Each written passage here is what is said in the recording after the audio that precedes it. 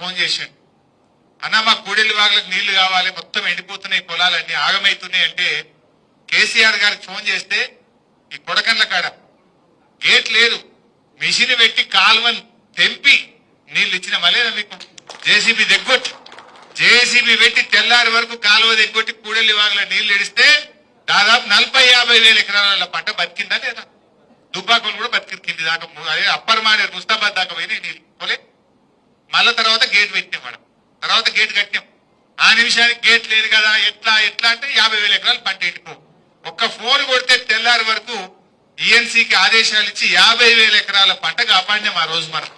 హల్దీ వాళ్ళ నీళ్లు ఎడిస్తే ఎండాకాలంలో కూడా హల్దీ మత్తళ్ళు దుంకలేదా?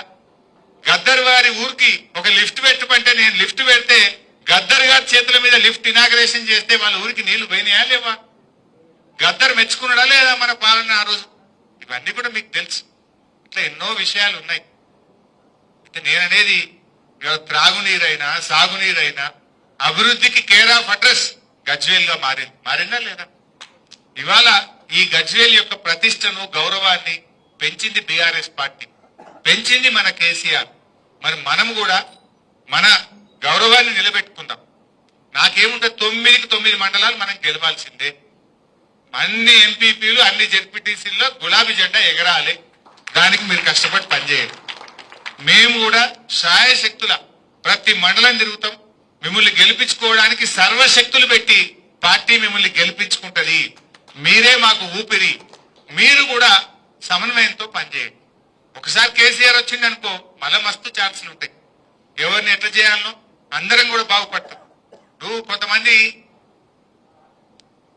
నాకేం పని కాలేదని అన్నారు మరొకసారి వచ్చి, నేను కూర్చుంటే పెట్టి మాట్లాడి, నువ్వు కేసీఆర్ ఉన్నప్పుడు నెలకు ఏడాదికి ఎంత సంపాదించినావు, ఇప్పుడు ఎంత సంపాదిస్తున్నావు అన్నా. అంటే అప్పుడు బేరాలు మంచిగా నడిచినాయి అన్న, ఎంత లేదన్నా ఒక్క డీల్ నెలలో కొట్టే 5-10 లక్షలు వస్తుంటాయి అన్న. మరి ఇప్పుడు ఏమైంది? డీల్ ఎక్కడదన్నా ఇంట్లోకి వెళ్తలేవు అన్న. మరి కేసీఆర్ పాలన వల్లనే కదా నీకు బేరం మంచిగా నడిచింది. కేసీఆర్ ఉంటే ఏముండే, ఇవాళ ఏమున్నదో నీకు అర్థమైందా అని అడిగిన నేను. అవునన్నా ఇప్పుడు అర్థమవుతుంది అంటే. ఒక మంచి పాలన ఉంటే, ప్రజలు బాగుంటే, వ్యాపారాలు బాగుంటే అందరికీ చేతినిండా పంత ఉంటుంది. అందరూ కూడా సంతోషంగా. మేస్త్రీలు ఉంటారు, 4 ఇళ్ళు, ఇప్పుడు గజ్వేల్ మున్పట్లకి ఇల్లు కట్టురా, మేస్త్రీలకు కూడా గిరాకీ కమ్మైందా లేదా? సిమెంట్ దుకాణం గిరాకీ కమ్మైందా లేదా? సలాకోనికి గిరాకీ కమ్మైందా లేదా?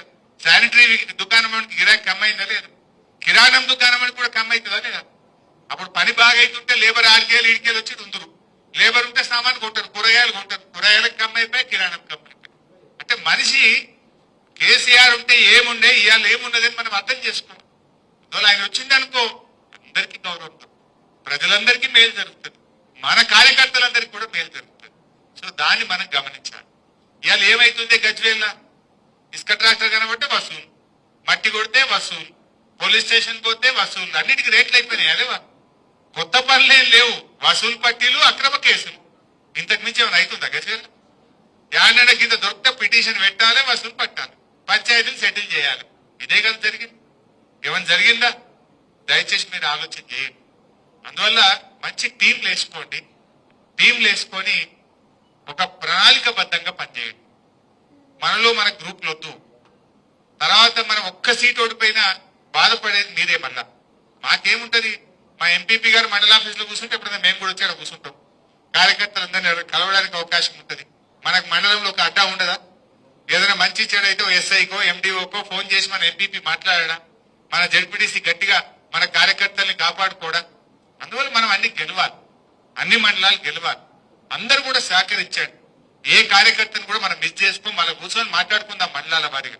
ఇప్పుడైతే మీరు ఒక టీం వేసుకొని మండల్ వైజ్ గా రోజు 4 ఊర్లో 3 ఊర్లో పోయి ప్రజల్ని కలవండి. ఉపాధి హామీ కూలీల దగ్గర పోయి మాట్లాడండి. ఇలా వాళ్ళు కూడా నారాజే ఉన్నారు. ఫీల్డ్ అసిస్టెంట్లకు జీతం రాక 4 నెలలే మంట మీద ఉన్నారు. వాళ్ళు వద్దన్న మనకు పనిచేస్తారు. బీఆర్ఎస్ చేయరా? 4 నెలల నుంచి జీతం రాకపోతే కడుపు కాలితే ఎవడుకుంటాడే? టెక్నికల్ అసిస్టెంట్లు కావచ్చు, ఫీల్డ్ అసిస్టెంట్లు కావచ్చు, ఏపీఓలు కావచ్చు, 4 నెలలే జీతాలు రాక. మొన్నటిదాకా పారిశుద్ధ్య కార్మికులు, ఆ ఊడ్చేట వాళ్ళకి, సఫాయి వాళ్ళకి 3 నెలలే జీతాలు రాక. వాళ్ళు తిట్టుడే. ఈ రకంగా ఎవరిని చూసినా అంత ఆగమాగమే ఉన్నది. ఏ చక్కగా ఉన్నటువంటి పరిస్థితి లేదు. అందువల్ల మీరు కూడా అన్ని వర్గాలను కలుపుకోండి. రేషన్ డీలర్లు ఉంటారు, 4 నెలలే వాళ్ళ కమిషన్ రాక. రేషన్ డీలర్ల కమిషన్ రాక 4 నెలలే అవుతాయి. వాళ్ళు